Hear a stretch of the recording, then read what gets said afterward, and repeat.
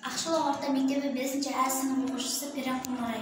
Том Сойердің бастан кешкендері. Мен 5 жасымнан бері Том Сойердің бастан кешкендерін мультфильмінен көрдім. Орта буынға келгенде мектеп кітапханасынан осы кітаптарды көріп, қызығып оқыдым. Шығармалары әртүрлі, оқығанда елестеп кететін. Әлем әдебиетіндегі жасөспірімдерге арналған өте күшті кітап.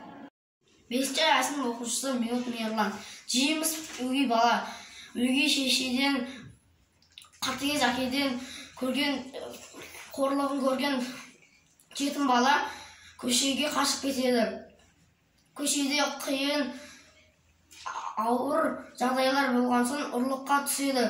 Сол менің жүрегіме ауыр батты. 5-А сынып оқушысы Қаралбаев Қайрат. Мен бұл кітапты оқып жатырмын. Бұл кітапта кеме китпен соғысып жатып, апатқа ұшырайды. 15 жасар бала осы өзі мен адамдарды құтқарады. Жігіттер әрдайым ержүрек, жауапкершілігі мол болу керек. Менің атым Кемелбекова Жангүл. Мен 5-А сынып оқушысы.